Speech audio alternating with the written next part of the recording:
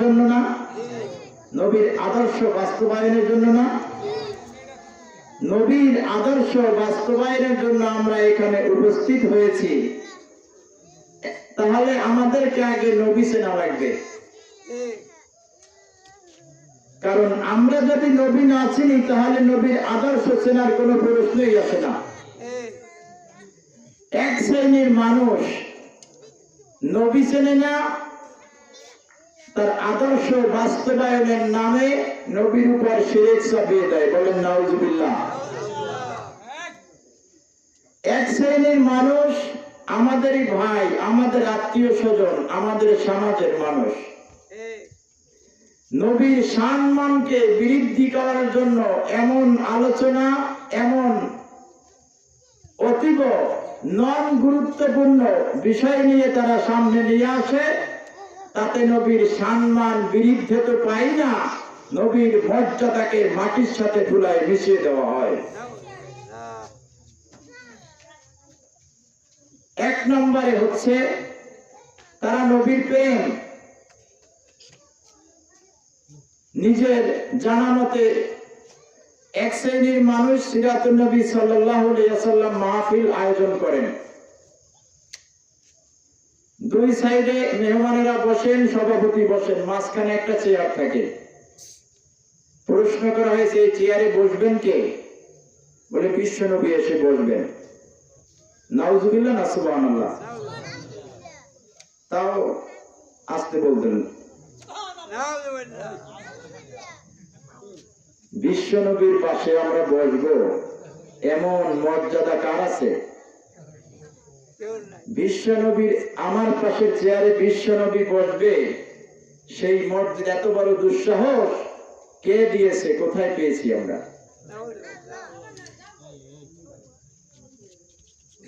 আল্লাহ রাব্বুল আলামিন বিশ্ব নবীর এমন মর্যাদা সম্পন্ন ব্যক্তিত্ব, এমন মর্যাদা সম্পন্ন মহামানব, যেই মহামানবের আবির্ভাবের পূর্বে রূহের জগতে আল্লাহ মহামানবের পরিচয় দিতেছেন। সমস্ত নবীদেরকে ডাক দিয়া জিজ্ঞেস করলেন, ও নবীরা, আমি তোমাদের পরে একজন নবী পাঠাবো। কোথায় বসে? আরশে বসে না, রূহের জগতে। আমাদের আদি পিতা যখন সৃষ্টির পূর্বে রূহের জগতে আরো পরিষ্কার হয়ে যাচ্ছে, আল্লাহ তাআলা যখন জিজ্ঞেস করলেন, আলাস্তু বিরাব্বিকুম, আমি কি তোমাদের রব না? ঠিক ওই বৈঠকে আল্লাহ সবার সাক্ষ্য নিলেন, এখন স্পেশাল নেতাদের সাক্ষ্য নিতেছেন, শপথ নিচ্ছেন। আল্লাহ রাব্বুল আলামিন কোরআনে কারিমে জানিয়েছেন, ওয়াইযা আখাযাল্লাহু মিসাকান নাবিয়্যিনা লামা আতাইতুকুম মিন কিতাবিন ওয়া হিকমাতিন সুম্মা জাআকুম রাসূলুম মুসাদ্দিকুন লিমা মা'আকুম লাতু'মিনুন্না বিহি ওয়া লাতানসুরুন্না قال أأقررتم وأخذتم على ذلكم إصري قالوا أقررنا قال فاشهدوا وأنا معكم من الشاهدين الله أكبر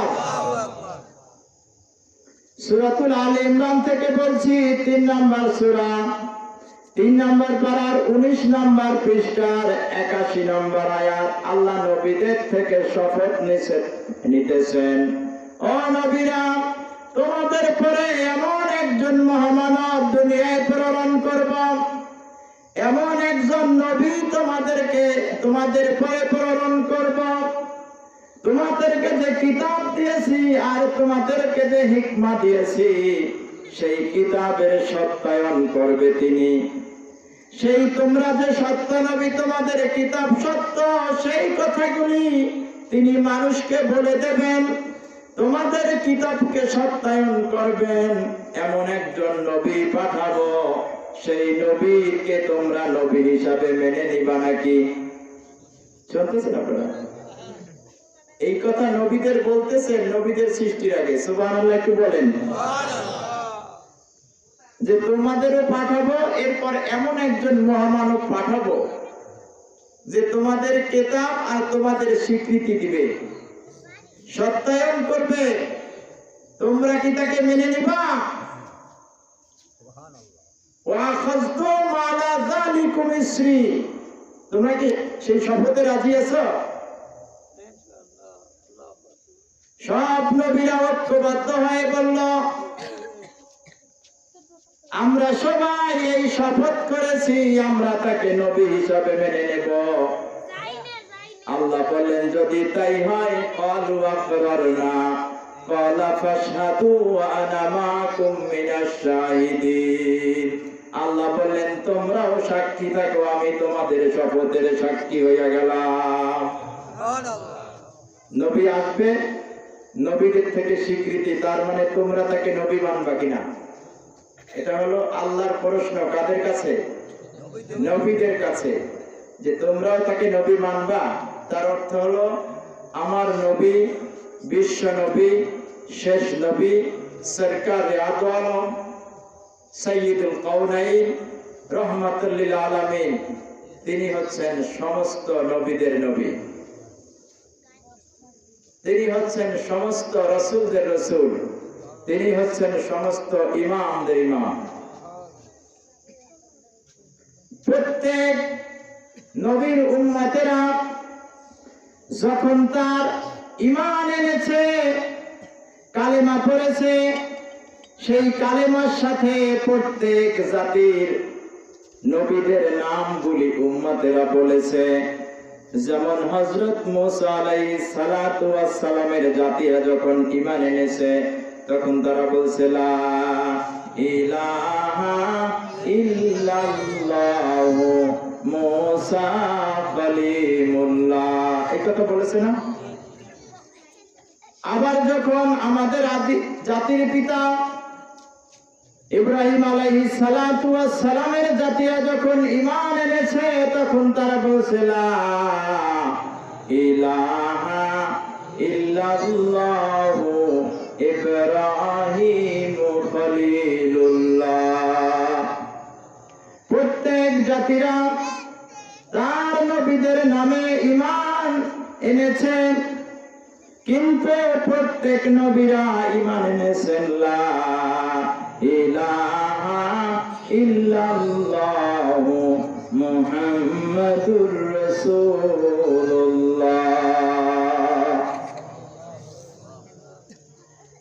প্রত্যেক নবীরা এই কালেমা পড়েছে। আমরা যেটা পড়ি সেই কালেমার নির্যাস আছে না নাই? এই কালেমা যদি আমরা চিন্তা করি কি পড়ি, বিশ্বনবী এই কালেমা নিয়েই তো গিয়েছিলেন তায়েফের ময়দানে, গিয়েছিলেন না? জোরে বলেন। না অন্য কিছু নিয়ে গেছেন? বাপ দাদার গল্প কাহিনী শোনানোর জন্য? এই ছোট্ট একটা কালিমা তায়েফের ময়দানে দাওয়াত দিতে গেলেন, গিয়ে বললেন যে এই কালিমাটা তোমরা মেনে নাও। তারা কি মেনে নিয়েছিল? মেনে নিয়েছিল অন্যভাবে। বিশ্বনবীর এই মুখের ফুলঝুরি কথাকে তারা পাথরের টুকরা দিয়ে গ্রহণ করেছে। নাউজুবিল্লাহ। এমন একজন মহামানব এই কালেমার আদর্শ নিয়ে গেছেন তায়েফের ময়দানে। তায়েফবাসীরা বিশ্বনবীর এই আদর্শকে, এই কালেমাকে তারা মেনে নিতে পারে নাই। তারা বুঝতে পেরেছে আমরা বুঝি না, তাদের ভাষা ছিল আরবি। তারা বুঝতে পেরেছে লা ইলাহা, কোনো ইলা নাই, কোনো আইনদাতা নাই, কোনো বিধানদাতা নাই, কোনো সৃষ্টিকর্তা নাই, কোনো পালনকর্তা নাই, আল্লাহ ছাড়া কেউ নাই। এই কথাটা যখন বিশ্বনবী তায়েফের ময়দানে গিয়া বলেছেন, তায়েফবাসীরা বুঝতে পেরেছে অর্থ কি। এই কথা তারা ভেবে বিশ্বনবীর কথাকে তারা মর্যাদাও করেছে, বিশ্বনবীর এই আদর্শকে তারা মেনে নেয় নাই। তারা পাথরের টুকরা মেরে মেরে বিশ্ব নবীর শরীরকে রক্ত রঞ্জিত করে দিয়েছে। বিশ্ব নবী ক্লান্ত হয়ে এক পাহাড়ের পাদদেশে এসে বসলেন। ফেরেশতা এসেছে, জিবরিল বলছে, ইয়া রাসূলুল্লাহ, আপনার এই অবস্থা দেখে আকাশের ফেরেশতারা কাঁদতে কাঁদতে অস্থির হয়ে গিয়েছে। আপনি শুধু আমাদেরকে একটু পারমিশন দেন, একটু অনুমতি দেন, আপনি আমাদেরকে একটু অর্ডার করেন। শুধু আপনার অর্ডার পেলে আমরা এই পাহাড় চাপা দিয়া পুরা তায়েফবাসী সমান করে দেই। বিশ্বনবী বললেন, ও ফেরেশতারা, আজকে আমি সেটা বলবো না। আমরা বলে পাল্টা অ্যাকশন নাকি? জলরে জল, আগুন জল, মিছিল আছে না? Direct action. তো এটা কি আদর্শ বিশ্বনবী? জোরে বলেন। যে আমাদেরকে গালি দেবে তার সাথে ভালো আচরণ করব নাকি? জোরে বলেন। আদর্শ কার? আল্লাহর আদর্শ। বিশ্বনবী বললেন, ও ফেরেশতারা, আমি সেটা বলবো না। বলবো না তাহলে কি? আদর্শ কার? আমাদের মধ্যে সেই আদর্শ যদি না থাকে, এক কথায় আমাদের সেই আদর্শ আমাদের থাকা। ইদফা বিল্লাতি হিয়া আহসান ফাইযাল্লাযী বাইনাকা ওয়া বাইনাহু আদাওয়াতুন কাআন্নাহু ওয়ালিয়্যুন হামীম। আল্লাহু আকবার। হামিম সাজদা 41 নম্বর সূরা 24 নম্বর পারা 19 নম্বর পৃষ্ঠা 34 নম্বর আয়াত। আয়াতের শেষ অংশে আল্লাহ বলছেন, ইদফা বিল্লাতি আহসান, ভালো আচরণ করো। যদি কেউ তোমার সাথে খারাপ ব্যবহার করে তুমি ভালো দাও। ফাইযাল্লাযী বাইনাকা ওয়া বাইনাহু, সে যদি তোমাদের চিরশত্রু হয়ে যায়, কান্নাহু ওয়ালিয়্যুন হামীম, সে তোমার শুধু বন্ধু হবে না, আমি তাকে অন্তরঙ্গ বন্ধু হিসাবে মঞ্জুর করে নেব। তাহলে যদি কেউ গালি দেয়, তাকে গালি দেওয়া যাবে না। আদর্শ কার? বিশ্বনবীর। আদর্শটা শিখিয়েছেন কে? ফেরেশতাদের বলল, ফেরেশতারা, আমি যদি তোমাদের সিদ্ধান্ত মাফিক যদি বলি এই তায়েফবাসী পাহাড় চাপা দিয়ে শেষ করে দাও, আমার কাজ কি? আমার কাজ আছে এখনো। সব তায়েফবাসী শেষ করে দিলাম, আমার কাজ কি? আমি কোথায় গিয়া এই আদর্শ প্রচার করব?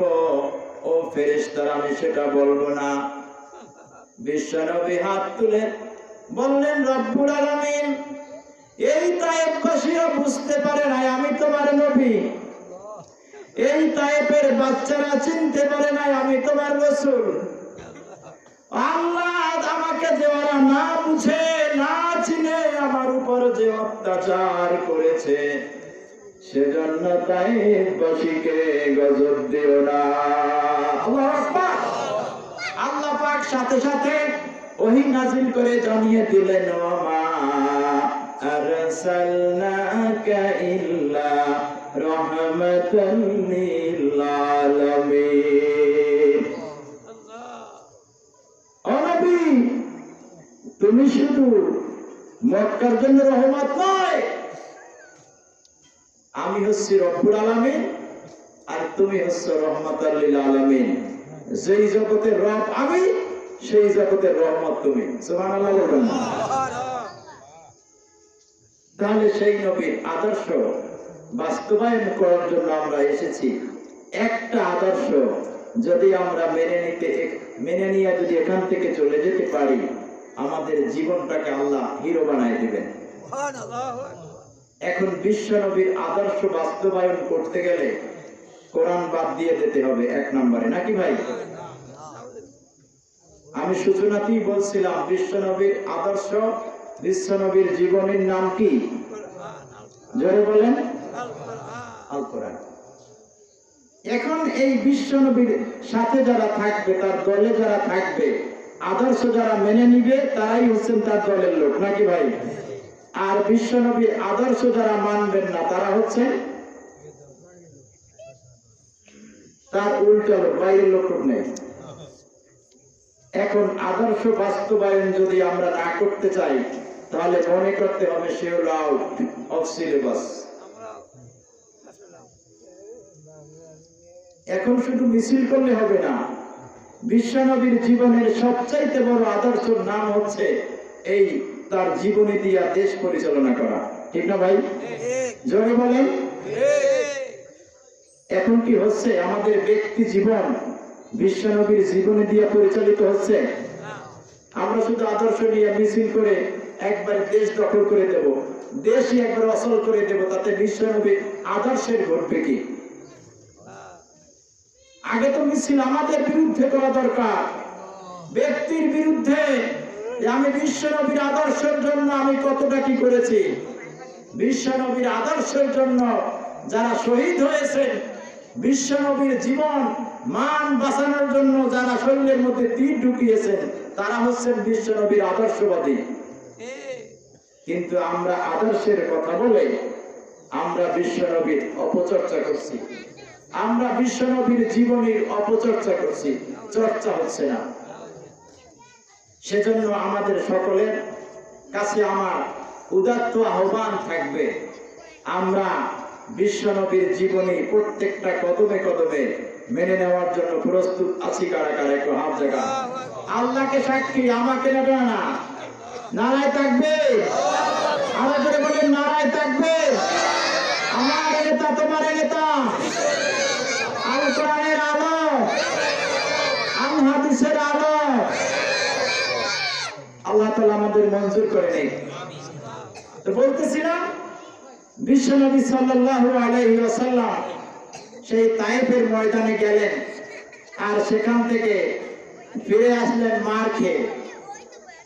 আর তিনি ওখান থেকে আমাদেরকে যে মেসেজ দিয়েছেন, ও দুনিয়ার মানুষ, কেউ তোমাকে অত্যাচার করলে তুমি তাকে একটু সুযোগ দাও, তার জন্য আল্লাহর কাছে ফরিয়াদ জানাও, আল্লাহ যেন তাকে হেদায়াত করে দেন, আল্লাহ যেন তাকে কোরআনের জন্য মঞ্জুর করে নেন, আল্লাহ যেন তাকে হাদিসের জন্য মঞ্জুর করে নেন। বিশ্বনবী সাল্লাল্লাহু আলাইহি ওয়াসাল্লাম এই আদর্শ আমাদেরকে শিক্ষা দিয়েছেন, এই আদর্শ আমাদের মাঝে রেখে গেছেন। প্রত্যেক নবীরা চলে গেছে, তাদের আদর্শ, তাদের চরিত্র, তাদের মুজিজা সবগুলি তারা নিয়ে চলে গেছে। হযরত মুসা আলাইহিস সালাতু ওয়াস সালাম চলে গেছেন, তার আদর্শ তার সাথে চলে গেছে না আছে? জোরে বলেন। সম্মানিত হাজিরিন, কথা বলা যাবে না, যারা কথা বলতেছি যদি প্রয়োজনীয় কথা থাকে আর বাচ্চাদেরকে ঠান্ডা মাথায় বসিয়ে দিন। এটা কোরআনের আলোচনা, বিশ্বনবীর জীবনী নিয়ে এখানে কথা বলা যায় না।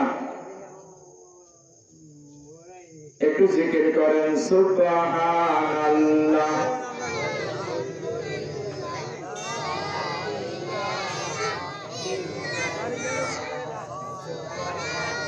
আরে জোরে সুবহানাল্লাহ, আলহামদুলিল্লাহ, লা ইলাহা ইল্লাল্লাহ, সুবহানাল্লাহ, আলহামদুলিল্লাহ, লা ইলাহা ইল্লাল্লাহ, লা ইলাহা ইল্লাল্লাহ, মুহাম্মাদুর রাসূলুল্লাহ।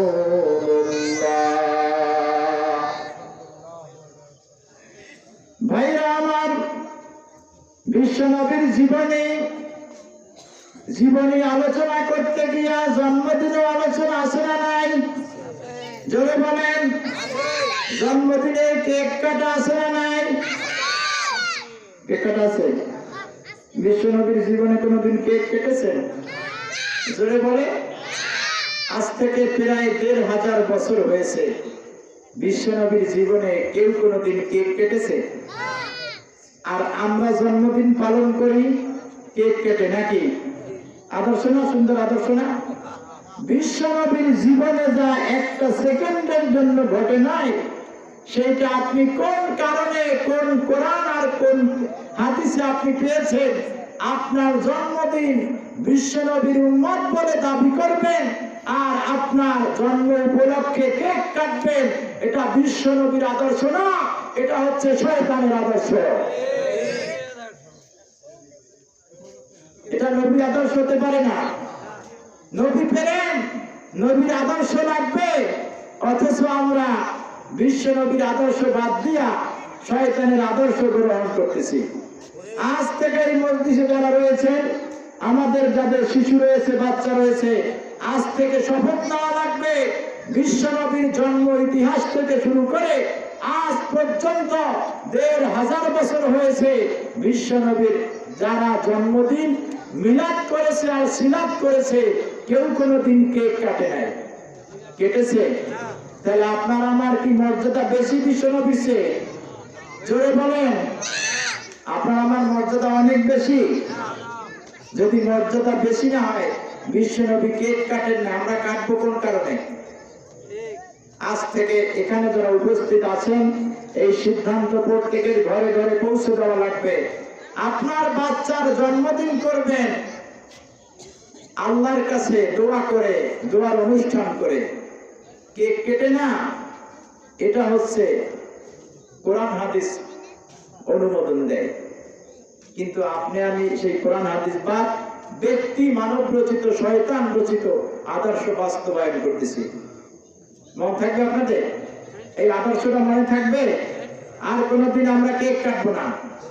তাহলে আমাদের সেই জন্ম যেমন ভালো হয়নি, মৃত্যুও তেমন ভালো হবে না। কিন্তু ফামা বাকাত আলাইহিমুস সামাউ ওয়াল আরদ ওয়া মা কানু মুনজারিন, এমন মানুষ দুনিয়া থেকে বিদায় হয় যাদের জন্য জমিনও কান্দে না আর আকাশও কান্দে না। তার কারণ হচ্ছে তাদের মধ্যে বিশ্ব নবীর আদর্শ না থাকার কারণে তাদের জন্য কেউ ইন্না লিল্লাহ পড়ে না।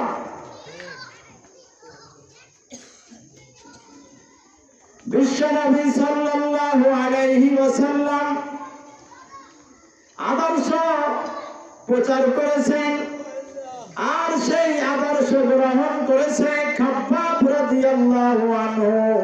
বিশ্ব নবীর আদর্শ গ্রহণ করার কারণে ওই কাফের মুশরিকেরা সহ্য করতে পারে নাই। হযরত খাব্বাবকে রশি দিয়া বেঁধে চলন্ত উটের সাথে ছেড়ে দিয়েছে। হযরত খাব্বাবের শরীর মরুভূমির ভিতরে চলতে গিয়া উট চলতেছে, আর হযরত খাব্বাবকে রশি দিয়া উটের সাথে বেঁধে দিয়েছে। হযরত খাব্বাবের শরীর থেকে মাংস ছিঁড়ে ছিঁড়ে পড়তেছে, রক্তগুলি ময়দানে ছড়িয়ে পড়তেছে। এরপরও খাব্বাব এক মুহূর্তের জন্য বিশ্ব নবীর আদর্শ থেকে বঞ্চিত হন না। খাব্বাবকে বলেছে, ও খাব্বাব, অনেক নির্যাতনের পরে তোমাকে ছেড়ে দিতে পারি, একটা শর্ত। কি শর্ত? তুমি যদি বলো বিশ্ব নবী কোথায় আছে, তাকে এনে ধরে বেঁধে তীর তরবারি আর বল্লমের আঘাত করব আর তোমাকে মুক্তি দিয়ে দেব। খাব্বাব বলছে, ও কাফিরেরা, তোরা শোন, আমার পরিবর্তে আল্লাহর নবীকে ধরে এনে বেঁধে তীর তরবারি আর বল্লমের আঘাত করবি আমার খাব্বাবের গায়ে। এক ফোঁটা রক্ত থাকাকালীন আমি খাব্বাবটা বরদাস্ত করব না। এর নাম ছিল নবী প্রেম, এর নাম নবীর ঈমান, এর নাম নবীর আদর্শ। আমার কাফেরেরা হযরত খাব্বাবকে আবার মার শুরু করেছে। খাব্বাব আকাশের দিক তাকিয়ে বলল, আহাদ। আহাদ তার মানে হচ্ছে আল্লাহ এক। কাফেরেরা তার মুখটাকে কিবলামুখী থেকে সরাইয়া অন্যদিকে ঘুরাই দিল। খাব্বাব বলল, ও কাফেরেরা, তোরা যেই দিকে ঘুরাও না কেন আমার আল্লাহ সেই দিকে অবস্থান করে।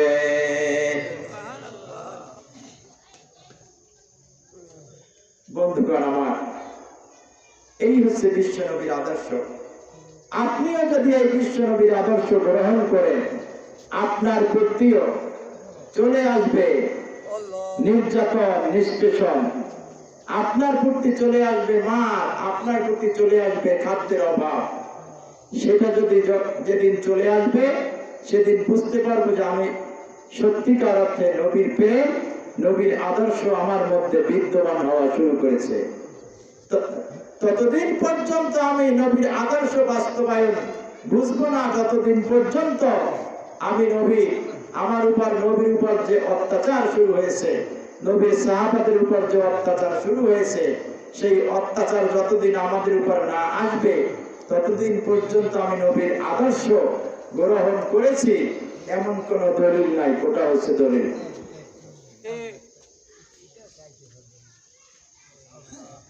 বিশ্বনবী সাল্লাল্লাহু আলাইহি ওয়াসাল্লাম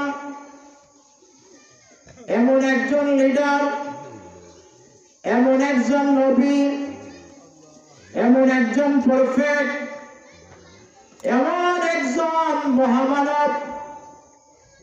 আল্লাহ তাআলা সেই নবীর এত মর্যাদা দান করেছেন, যেই নবীর নামটাকে আল্লাহ নিজের নামের সাথে আকাশে ঝুলাইয়া দিয়েছে।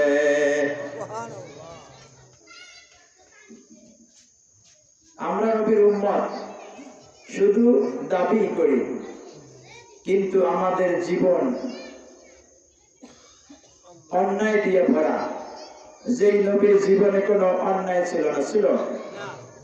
যেই নবীর জীবনে মানুষের ক্ষতি ছিল, যেই নবীর জীবনে মানুষের উপর অত্যাচার ছিল, অথচ আমাদের মধ্যে বিশ্ব নবীর জীবনে যা ঘটে নাই আমাদের জীবনে তাই ঘটতেছে। তার অর্থ হচ্ছে আমরা পরিপূর্ণভাবে বিশ্ব নবীর আদর্শ থেকে বঞ্চিত না, ছেড়ে দিচ্ছি। একজন মুহাজির আর একজন আনসার বিশ্ব নবীর একটা সিদ্ধান্ত মানে নাই। কটা সিদ্ধান্ত? জোরে বলেন, জোরে বলেন। কি সিদ্ধান্ত? একজন মদিনার আর একজন মক্কার, একজন বিশ্ব নবীর আত্মীয় আর একজন নন আত্মীয়, দুইজনে ঝগড়া হয়েছে। ঝগড়া হওয়ার পরে বলল, আমরা বিশ্ব নবীর কাছে যাই, সিদ্ধান্ত দিবেন বিশ্ব নবী, সেই সিদ্ধান্ত আমরা মেনে নিব। দুজনে চলে গেল বিশ্ব নবীর দরবারে, গিয়া বলল, হুজুর এই সমস্যা, আমাদের দুইজনের দুইটা বাগান আছে, পাহাড়ের চূড়ায় না পাহাড়ের ঢালে। বিশ্বনবী বললেন, কি সমস্যা? বলল, পানি দিয়ে নেওয়া সমস্যা। আমি বলি, আমি আগে পানি দেব। সে বলল, না, আমরা আগে পানি দেব। এখন আমাদের সমাজে নাই, কারণ আমাদের তো খাল আছে, বিল আছে, নদী আছে, পুকুর আছে। তখন ছিল নির্ধারিত কূপ, সবাই ওখান থেকে ব্যবহার করবে। বিশ্বনবী বলল, ও মক্কার সাহাবী, তুমি আগে পানি দেবা, কারণ তোমার জমি হচ্ছে একটু উপরে, আর আনসার যিনি মদিনার সাহাবী, যিনি মদিনাবাসী, তার জমি হচ্ছে একটু নিচে। আমরা একটু বুঝি উপরে যদি পানি দেওয়া হয়, নিচে কিন্তু অটোমেটিক চলে যায়, তাই না? আল্লাহ নবী বললেন, এখান থেকে শিক্ষা আছে। এক নম্বরের শিক্ষা হচ্ছে, বিশ্ব নবী বললেন, যদি উপরে পানি দাও আগে, তাহলে উপর থেকে সেই পানির নির্যাসে নিচের জমি অর্ধেক ভিজে যাবে। দুই নম্বরের শিক্ষা হচ্ছে, পানি কম লাগবে, অপচয় কম হবে। তিন নম্বরে হচ্ছে, ও আনসারী, তোমার কষ্ট কম হবে। 4 নম্বরে হচ্ছে তোমাদের মধ্যে সম্প্রীতি বজায় থাকবে, ভালোবাসা বিদ্যমান থাকবে। বিশ্বনবী এই সিদ্ধান্ত নিয়ে এই রায় দিলেন। রায় চলে গেছে তার আত্মীয়ের পক্ষে। আমাদের সমাজ আছে না যে আমি হুজুরের কাছে সারাদিন থাকি, হুজুরে দিয়ে খাবার দিল, হয় না এমন? চেয়ারম্যানের সাথে সারাদিন থাকি, অথচ সে আমারে চাল না দিয়া সে দিল মুখ এলাকার এক লোকরে, এটারে ভোটও দেয় না, এমন হয় না? কিন্তু বিশ্বনবীর জীবনে কি এমনটা আছে? তিনি হচ্ছেন আদর্শের প্রতীক। তিনি কি? তিনি হচ্ছেন আদর্শ প্রচার করেন। তার আদর্শ দিয়া পৃথিবীতে যতটুকু আদর্শ পৃথিবীতে বিদ্যমান আছে তা বিশ্বনবীর আদর্শ। সুবহানাল্লাহ। এই সিদ্ধান্ত মদিনার ওই লোকের পছন্দ হয় নাই, তিনি চলে যাচ্ছেন। এই সিদ্ধান্ত দিয়েছে বিশ্বনবী মুসলমানের পক্ষে, তার আত্মীয়র পক্ষে আমি এই সিদ্ধান্ত মানি না। বিশ্বনবীর সিদ্ধান্ত মানে না, তার অবস্থা কি হওয়া দরকার? জোরে বলেন। একটা সিদ্ধান্ত মানে নাই। এখন এই বিচার ব্যবস্থা আমাদের সমাজে আছে না নাই? সঠিক বিচারের আদর্শটা কার? সঠিকভাবে বিচার করবো সেই আদর্শ কার? শিখিয়েছেন কে? আল্লাহ তার রাসূলকে শিখিয়েছেন, রাসূল প্রচার করে দিয়েছেন। এখন আমাদের মধ্যে সেই আদর্শ আছে? আমাদের মধ্যে আদর্শ আছে। আমরা যদি হাল চাষতে যাই লাঙ্গল দিয়ে, আছে না? লাঙ্গল আছে না? এখন তো ট্রাক্টর। আর একজনের জমির কাছে যদি গাড়ি চলে যায় কোনো কায়দায়, গাড়ি মনে হয় যেন ওইদিকে টানে, এমন আছে না নাই? নাঙ্গল ওইদিকে দৌড় দেয়, এমন মনে হয় যেন আমার জমি বা তার একজনের দিকে 1 ইঞ্চি ঢুকাই দেয়, 1 বিঘা